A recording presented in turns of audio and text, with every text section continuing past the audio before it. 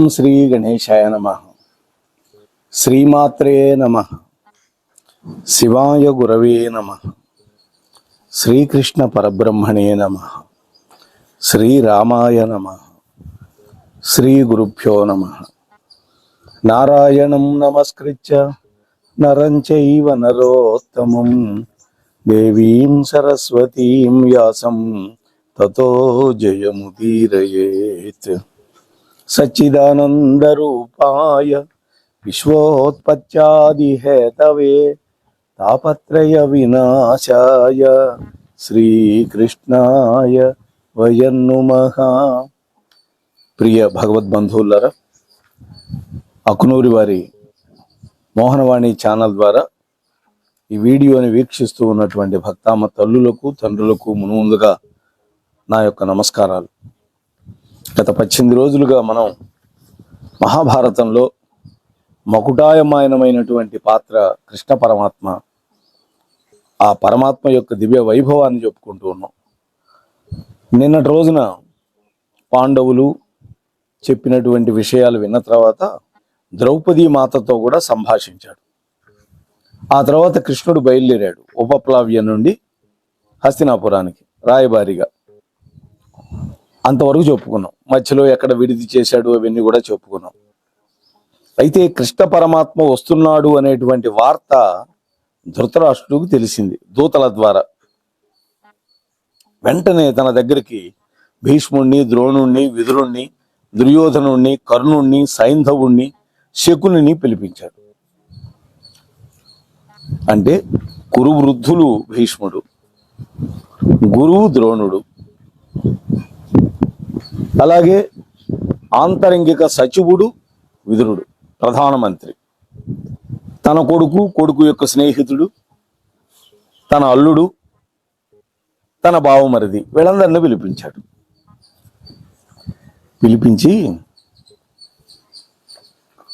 ధృతరాష్ట్రుడు అంటున్నాడు, మనకి ఇంతకంటే అదృష్టం ఉంటుందా అంటున్నాడు. కృష్ణుడు వస్తున్నాడు అంటే అదృష్టవంతుట ఆయన.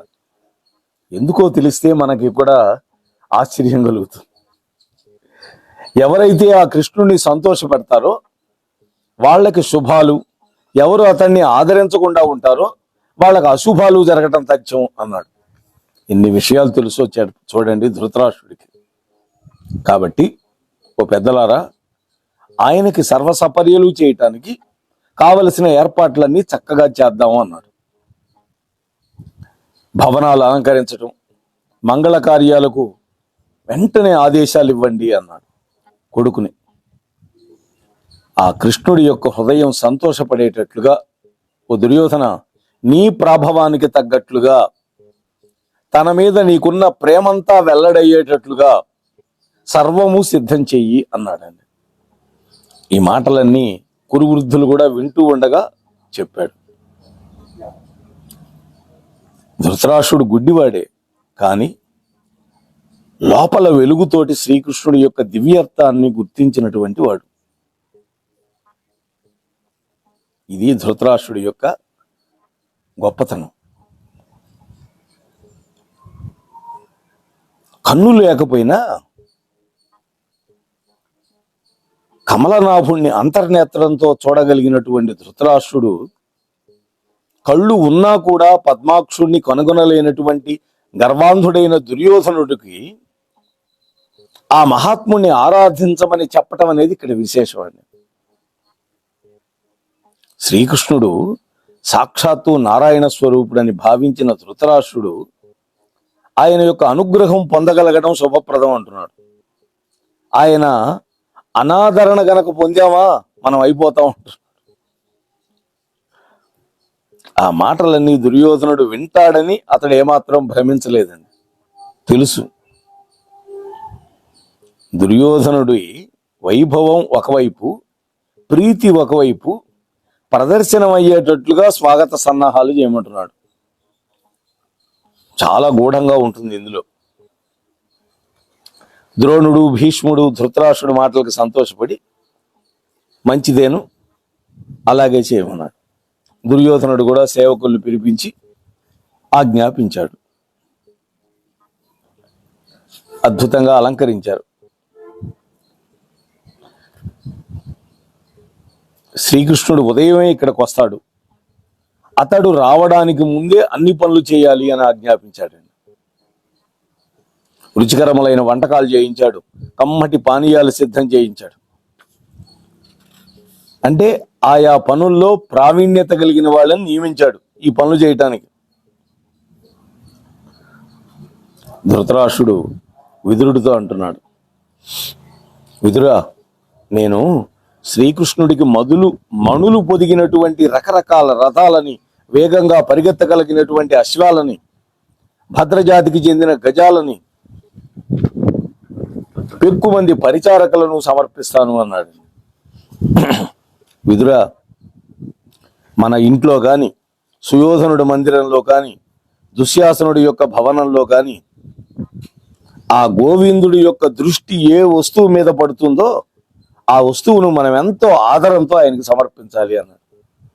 తుచ్చమైన సంపదకి ఆశపడేవాడా గోవిందుడు? అంటే శ్రీకృష్ణుడు ఏది కోరితే అది కానుగ్గా ఇచ్చి అతన్ని మనవాడిగా చేసుకోవాలి, పాండవుల్లో భేదాన్ని తీసుకురావాలి. ఇది ధృతరాష్ట్రుడి యొక్క రాజకీయ వ్యూహం. ఇది ఒక భేదోపాయమే ఒక రకంగా. వెంటనే విదురుడు లేచి, మహారాజా, పరమాత్ముడైనటువంటి శ్రీకృష్ణుడిని సంతృప్తి పరచడం కంటే మించినటువంటి పని వేరొకటి ఉంటుందా అన్నాడు. అది మనకెంతో శ్రేయస్సు కూర్చేది.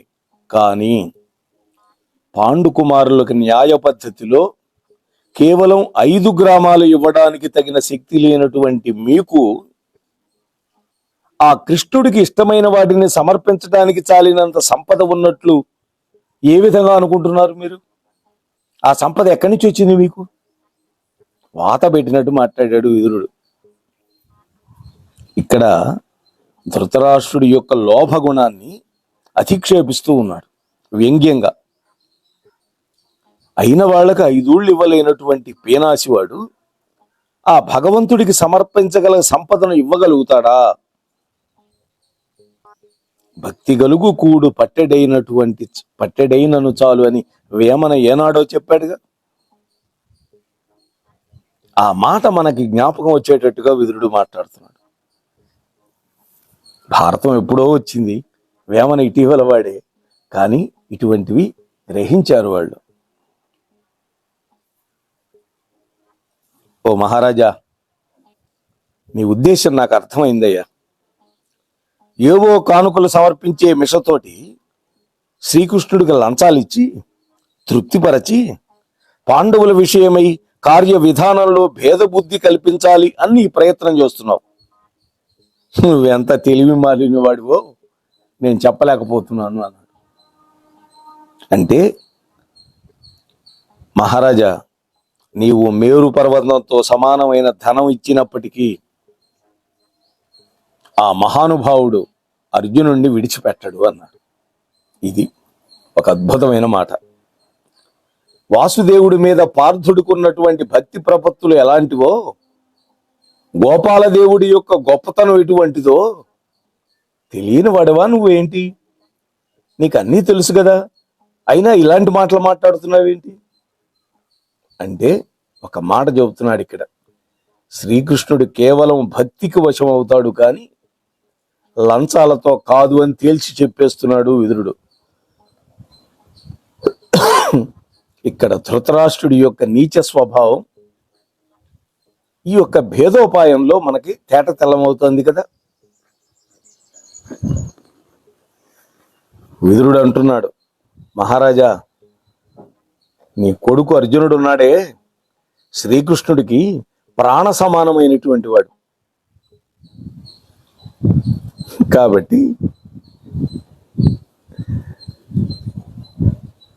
మంగళాచరణం కోసం జలపూర్ణ కుంభానికి మించి, కాళ్ళు కొడుక్కునే నీళ్లకు మించి, యోగక్షేమాలు పరామర్శించడానికి మించి మరి ఏది కూడా ఆ కృష్ణుడికి ప్రీతికరం కాదు అన్నాడు. అంటే ఇంటికి వచ్చిన వాడికి కాళ్ళు కడుక్కోవడానికి నీళ్లు ఇవ్వాలి, అది చాలు. ఆయనకి తాగడానికి నీళ్లు కావాలి, అంత మాత్రం చాలు.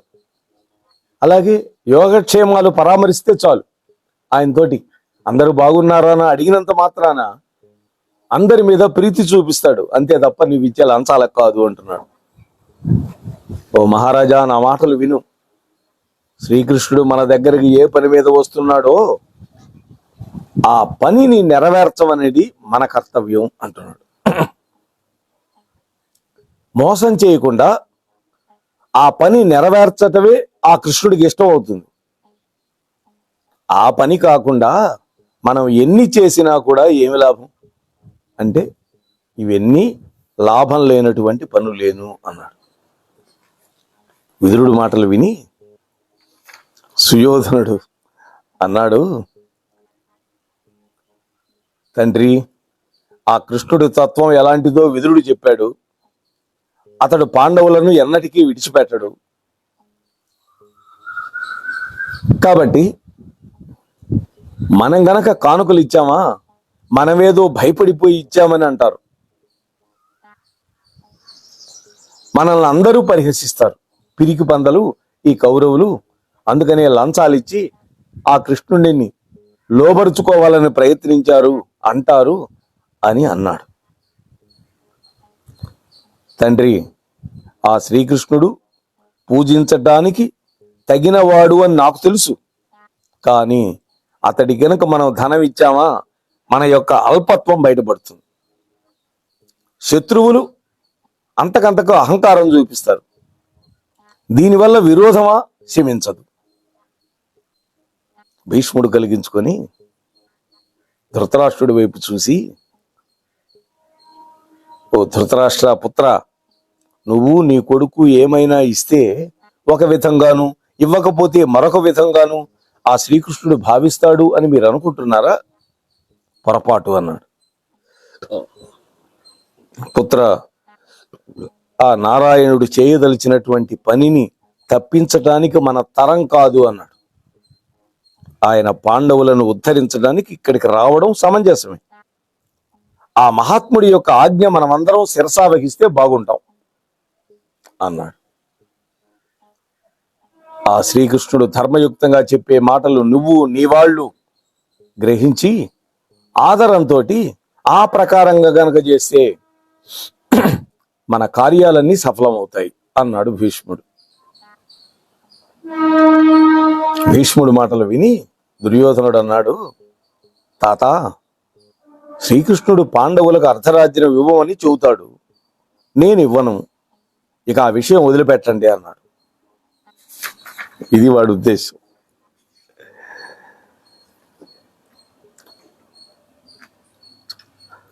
అంతేకాదు తాత, మరొక పని చేయాలని నేను అనుకుంటున్నాను. పాండవులకు గురువు, తల్లి, తండ్రి, దైవం, దాత అయినటువంటి ఆ శ్రీకృష్ణుడు గనక పట్టి బంధిస్తే ఆ పాండవులు రెక్కలు విరిగిన పక్షుల్లాగా నా దగ్గర అణిగిమణిగి ఉంటారు.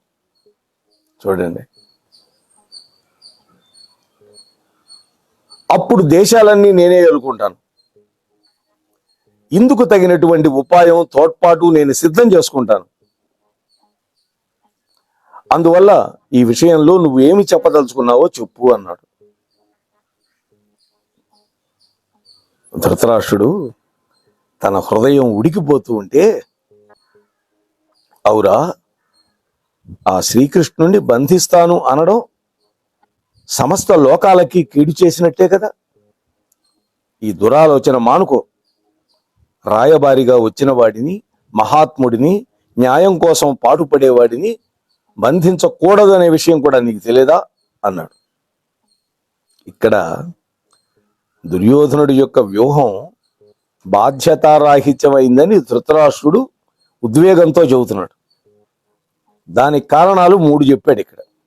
1, కృష్ణుడు దూత, అందువల్ల రాయబారిని బంధించకూడదు, చంపకూడదు. 2, కృష్ణుడు మామూలు వాడు కాదు, మహాత్ముడు.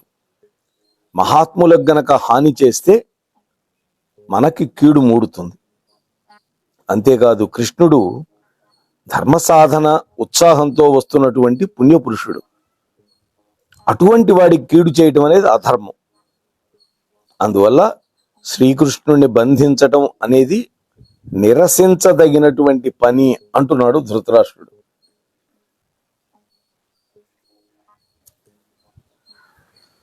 అతడు సామాన్యుడు అనుకుంటున్నావా దుర్యోధన? సకల జగత్తులకి వ్యాపకుడైనటువంటి శ్రీమన్నారాయణుడు. ఇంతేకాదు, అతడి రాక వల్ల మన కురువంశానికి ఏమి హాని కలుగుతుంది? పాపాత్ముడా, పట్టి బంధించడానికి అతడు చేసినటువంటి ఘోరమైనటువంటి నేరం ఏంటి? నిలదీశాడు కొడుకుని. అంటే ధృతరాష్ట్రుడు నిగ్రహించుకోలేక బావురుమంటూ, పాపాత్ముడా, శ్రీకృష్ణుడు నీకు ఏమి అపకారం చేశాడురా అని ఆక్రోశిస్తూ ఉన్నాడు. చూసారా? కృష్ణుడంటే ఏంటో ధృతరాష్ట్రుడికి తెలుసండి. ఎందుకంటే విదురుడు వల్ల, భీష్ముడు వల్ల ఎన్నో విన్నాడు పరమాత్మ గురించి. భీష్ముడు కలిగించుకొని అన్నాడు కొడుకుతోటి, ధృతరాష్ట్రుడితోటి, ఓ రాజా, నీ కుమారుడున్నాడే వీడు, ఈ దుర్యోధనుడు ప్రాణ సంకటమైన పనికి పూనుకుంటున్నాడు. గోవిందుడికి ఈ విధంగా కీడు చేయటానికి ఎవడైనా ప్రయత్నం చేస్తే వీడు, వీళ్ళ వాళ్ళు అందరూ కూడా నాశనం అయిపోతారు. ఈ పని చేసినా చెయ్యకపోయినా ఆ మహాపురుషుడి పట్ల గనక అపకారం తలపెడితే అటువంటి దుష్టులు నాశనం అయిపోతారు. నేను అసలు ఇటువంటి మాటలు వినలేను అని ముఖం ముడుచుకొని అక్కడి నుంచి లేచి వెళ్ళిపోయాడు. ధృతరాష్ట్రుడు అన్నాడు, దుర్యోధన, ఇటువంటి అకార్యాలకు ఎప్పుడు మనసులో అనుకుంటావో అప్పుడే వాటిని చేసి తీరతావు. నాయనా, ఇట్లాంటి పాడు పని చేస్తే నీకు, నీ వాళ్ళకి అందరికీ కీడు మూడుతుంది. కనుక నా మాట విని ఈ పని విరమించుకో అన్నాడు. బుద్ధి చెప్పారు. కృష్ణ పరమాత్మ అక్కడ ఉదయాన్నే లేచి బయలుదేరి వచ్చాడు. ధృతరాష్ట్ర మహారాజు ఒక్క దుర్యోధనుణ్ణి తప్ప మిగిలిన వారిని అందరినీ వాసుదేవుణ్ణి మంగళవాద్యాలతో ఎదుర్కొని తీసుకురమ్మని పంపించాడు. శ్రీకృష్ణుడు వచ్చిన వాళ్ళందరినీ గౌరవించాడు. కృతవర్మ తమవాడు కాబట్టి అతన్ని ప్రత్యేకంగా ఆదరించాడు. హస్తినాపురంలో ప్రవేశించాడు. రాజమార్గంలో వెళుతూ ఉంటే ముత్యాలు కలిసినటువంటి తలంబరాలు చల్లుతూ ఉన్నారు స్వామి మీద. పరవశించిపోతూ నమస్కరించుకుంటూ మార్గానికి ఇరువైపులా అందమైనటువంటి మేడల మీద నిలబడి అనేక మంది స్త్రీలు పరమాత్మ గురించి మాట్లాడుకుంటూ ఉన్నారు. ఇక్కడ కృష్ణ పరమాత్మ చేసినటువంటి లీలలన్నీ స్మరించుకుంటున్నారండి వాళ్ళు. ప్రాణాలతో పాటు రాక్షసకాంత అయినటువంటి పూతన యొక్క చనుబాలు తాగి ఆ రాక్షసిని అంతం చేసినటువంటి గడసరి పిల్లవాడు ఇతడేనే అంటున్నారు. ఒక్క చిటికలో మల్లవీరుడైన చాణూరుణ్ణి, ముష్టికుణ్ణి చంపివేసినటువంటి మేటి శూరుడు ఇతడే సుమా అంటున్నారు.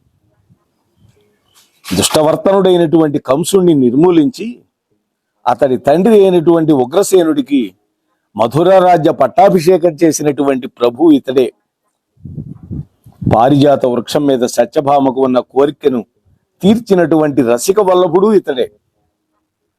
వెన్నెలతో పాటు గొల్ల కాంతల యొక్క చిత్తాలను అపహరించినటువంటి, వెన్నతో పాటు, వెన్నెల కాదు వెన్న, నేర్పరి అయినటువంటి ఆ కృష్ణుడు ఇతడే. ఉపనిషత్తులకి తన పాదపద్మ పరిమళాన్ని సంధింపజేయగలిగినటువంటి మహాత్ముడు ఇతడే అని వాళ్ళు చెప్పుకుంటున్నారు. అంటే కృష్ణ పరమాత్మ చేసినటువంటి అనేక లీలలని వాళ్ళు స్మరించుకున్నారు. ఆ నగర వాసులు, హస్తినాపుర వాసులు వాళ్ళు కదా ధన్యులు. ఆ తర్వాత కృష్ణుడు ధృతరాష్ట్ర మహారాజు దగ్గరికి వెళ్ళి ఆయన్ని కౌగిలించుకుని విదురుడు మొదలైనటువంటి పెద్దలని ఆదరపు చూపులతో చూసి వాళ్ళని ఆలింగనం చేసుకున్నాడు. భగవంతుడి యొక్క ఆలింగన భాగ్యానికి నోచుకున్నారండి వాళ్ళు. ఆ తర్వాత శ్రీకృష్ణుడు మిగిలినటువంటి అందరి యోగక్షేమాలు విచారించడానికి తన తమ్ముడైన సాత్యకిని నియమించాడు. అక్కడికి ధృతరాష్ట్ర మహారాజు యొక్క ఆజ్ఞతోటి ఒక ఎత్తైనటువంటి బంగారపు పీఠాన్ని తెప్పించి పెట్టారు కృష్ణుడు కూర్చోటానికి. ఆ పీఠం మీద ధృతరాష్ట్రుడు స్వయంగా కూర్చోబెట్టాడు కృష్ణుడిని. అప్పుడు రాజపురోహితులు వచ్చారు. రాజుగారి అనుమతితోటి వాసుదేవుడికి అర్ఘ్యము, పాద్యము, మధుపర్కం ఇవన్నీ ఇచ్చి మర్యాదలు చేశారు. మధుపర్కము అంటే తేనె, పెరుగు కలిపిన మిశ్రమం. ఎంతో దూరం నుంచి అలసిపోయి వచ్చాడు కదా, అందుకని బలవర్ధకమైన పదార్థం పెళ్లి కొడుకులకు కూడా ఇస్తారండి. కృష్ణుడి తమ్ముడైన సాత్యకిని కూడా తగిన పీఠం మీద కూర్చోబెట్టి పూజ చేశారు. ఆ తరువాత ధృతరాష్ట్రుడు మిగిలిన రాజులు తమ తమ సింహాసనాల మీద కూర్చున్నారు. అప్పుడు కృష్ణుడు ధృతరాష్ట్రుడికి, అర్హులైనటువంటి వాళ్ళందరికీ ధర్మరాజు మాటలుగా ధర్మరాజు యొక్క నమస్కారాలు, ఆలింగనాలు, అన్ని మన్ననలు అందజేశాడు. ఇక మాట్లాడటానికి ఉద్యమిస్తూ ఉన్నాడు. ఆ తర్వాత కొన్ని మాటలు మాట్లాడాడు, కుశల ప్రశ్నలు. కొంతసేపు అక్కడ ఉన్నాడు. ఆ తర్వాత విదురుడి యొక్క గృహానికి వెళ్ళడం కోసం బయలుదేరుతున్నాడు. ధృతరాష్ట్రుడు అంగీకారం కోరుకున్నాడు. విదురుడు కృష్ణుడు వస్తున్నాడు అనే విషయం వినగానే గబగబా ముందుగా తన ఇంటికి వెళ్ళాడు. అక్కడ కృష్ణుడికి స్వాగతం పలికాడు. భయం, భక్తి, వినయం, స్నేహం, సంతోషం ఇవన్నీ పెళ్ళుబిగిపోతూ ఉంటే అనేక విధాలుగా పూజ చేశాడు విదురుడు. కుంతీపుత్రుల యొక్క యోగక్షేమాలు అడిగాడు. పాండవుల సంగతి అంతా కూడా కృష్ణుడు చెప్పాడు. ఆ తర్వాత అక్కడి నుంచి శ్రీకృష్ణుడు కుంతీ గృహానికి వెళ్ళాడు, మేనత్త దగ్గరికి. విదురుడు అన్నాడు, స్వామి వంట చేయిస్తాను అన్నాడు. అట్లాగే చేయించండి అన్నాడు కృష్ణుడు. అదృష్టం పట్టిందండి ఆ విదురుడికి. కృష్ణుడు కుంతీదేవి ఇంటికి వెళ్ళి మేనత్తకి నమస్కరించాడు. ఆమె ఎలుగెత్తి ఏడిచిందండి. సహజంగా బంధువులు కనపడినప్పుడు ఎంతో కాలానికి దుఃఖం వస్తుంది. రెండోది, తన బిడ్డల దగ్గర నుంచి వచ్చాడు అని తెలిసినప్పుడు మరింత దుఃఖం వస్తుంది. కృష్ణుడు అత్తాని సంబోధించి ఊరడించాడు. ఉపచారాలు చేయించింది కృష్ణుడికి. తాను కూడా ఆయన దగ్గరే కూర్చున్నది ఒక ఆసనం మీద.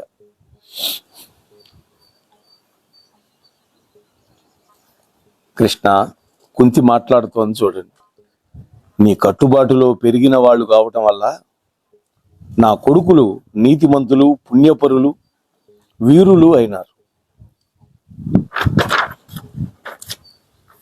వాళ్ళని అనేక మంది సేవిస్తూ ఉండగా సుఖంగా ఉండవలసిన వాళ్ళు, కానీ ఈ కౌరవుల యొక్క దుర్నీతి వల్ల కష్టాలు అనుభవిస్తూ నిర్మానుష్యమైన అరణ్యాలలో ఏ విధంగా నివసించారో కదా, నన్ను ఇక్కడ విడిచిపెట్టి నా హృదయాన్ని మాత్రం తమ వెంట తీసుకువెళ్ళారు అన్నదాన్ని.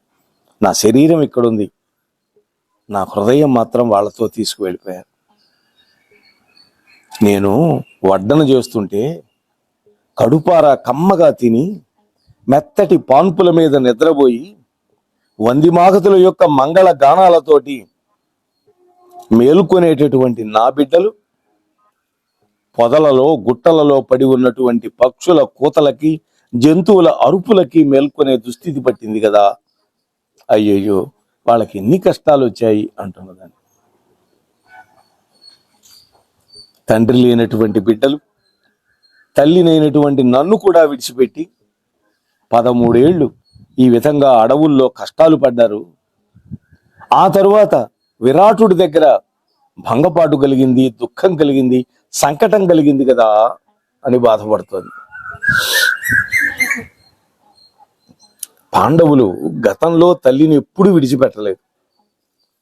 కేవలం అరణ్య అజ్ఞాతవాసాలకు వెళ్ళవలసి వచ్చినప్పుడు మాత్రమే విదురుడి ఇంట వదిలిపెట్టి వెళ్ళారు. ఎందుకని? అరణ్యంలో ఆమె కష్టాలు పడలేదు అని.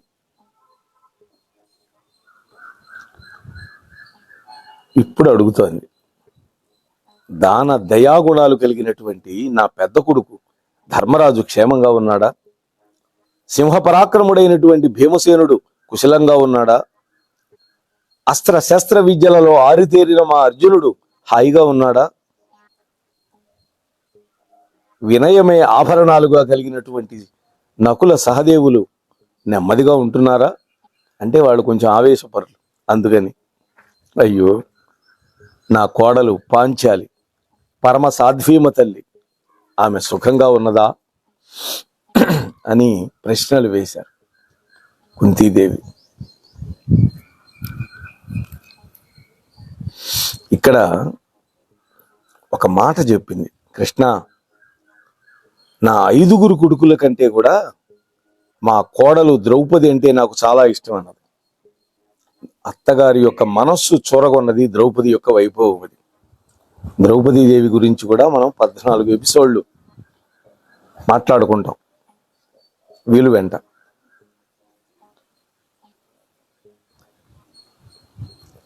నా కోడలు పాంచాలి పవిత్రమైన నడవడిక కలిగింది, కులంలో వన్నెకెక్కింది.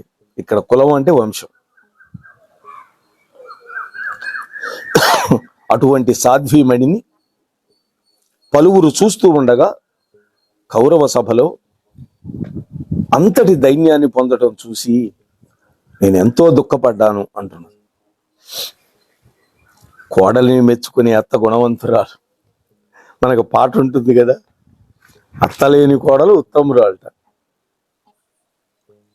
కుంతి తన కోడలు ఉత్తమురాలు అని ప్రశంసిస్తోంది. ఏ కోడలైనా అత్తగారి యొక్క ప్రేమను చూరగొనటం అనేది ముఖ్యం.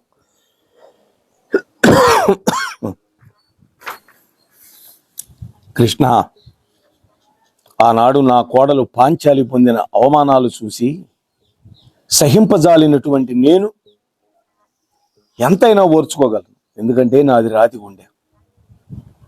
ఆ తల్లి అనుభవించిన కష్టాలను మించిన కష్టాలు లోకంలోని వాళ్ళెవ్వరూ అనుభవించి ఉండరు అంటున్నారు. ఆలోచించి చూస్తే విదురుడి యొక్క సత్వభావమే ఈ జగత్తుకంతా ఆదర్శప్రాయం అన్నాడు అని చెప్పింది. విదురుడు ఒక్కడు తప్ప ఆనాటి సభలో ఒక్కరైనా పాంచాలిని పరాభవించటం ధర్మ వినాశక కృత్యం, ఇది తగదు అని మాట్లాడిన వాడే లేడు కృష్ణ. కృష్ణ, ఈ పడిన కష్టాలు, అనుభవించిన దుఃఖాలు అన్నీ ఒక ఎత్తు. ఈ 13 ఏళ్ళు నాకు మా బావగారు కొడుకు పెట్టే దయమాలినటువంటి తిండి తినడం అనేది ఒక ఎత్తు అని.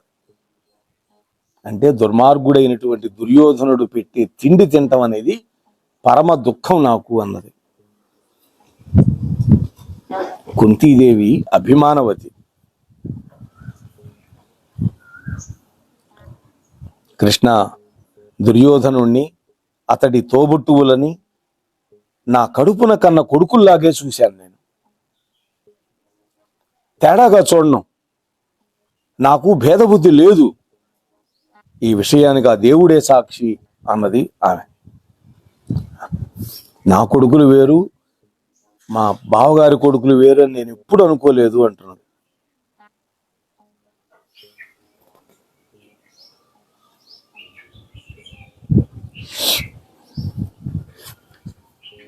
పార్థుడు పుట్టినప్పుడు ఈ పార్థుడు లోకాలన్నీ జయిస్తాడు అనేటువంటి ఆ శరీరవాణి వాక్కు ఏమైపోయింది? అది జరిగి తీరుతుంది. మా అర్జునుడు కౌరవులను యుద్ధంలో గెలుస్తాడు. తాను తన దోబుట్టువులు గొప్ప సామ్రాజ్య గౌరవాన్ని పొందుతారు. అది నిజమవుతుందా? ఒకవేళ కాకపోతే ఇలా చెప్పినటువంటి ఆ శరీరవాణినే నిందించాలి మరెవరిని కాదు అంటున్నాడు.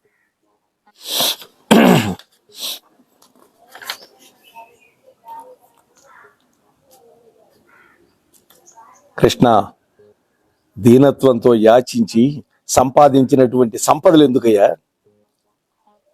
క్షత్రియ కుమారులు తమ యొక్క శారీరక బలంతో సాధించాలి. అలా శరీరంలో తేజస్సు గనక కోల్పడిపోతే నిప్పులు వేడిని విడిచిపెట్టినట్టే అవుతుంది కదా. నిప్పు ఎప్పుడు వేడిగానే ఉంటుంది. మగతనం లేని వారి మాటలకి సామాన్య జనులు కూడా భయపడరయ్యా అంటున్నాడు. ఒక క్షత్రియ కాంత వివాహం చేసుకొని ఒక కుమారుణ్ణి ఏ పనికైతే కంటుందో అటువంటి ప్రతాప ప్రదర్శనకి తగినటువంటి అదను ఇవాళ వచ్చింది. ఇది కుంతీదేవి మాట. అంటే యుద్ధం చేయవలసినటువంటి సమయం ఇప్పుడు వచ్చింది అంటున్నది. ఇక ఆలస్యించడం తగదు. అప్పుడు గాని మిమ్మల్ని ప్రజలు మగవారని అంటారు, లేకపోతే మీకు మగతనం లేదు అని అంటారు లోకం అని ఇక్కడ మాట్లాడుతుంది. మరి కుంతీదేవి చెప్పినటువంటి మాటలకి మరి కృష్ణ పరమాత్మ ఏమని ఊరడించాడు అనే విషయాలని రేపటి రోజు కలుసుకొని మనం ముచ్చడించుకునే ప్రయత్నం చేద్దాం. అంతవరకు వింటూ ఉండండి, వినిపిస్తూ ఉండండి. స్వస్తి సర్వేషాం.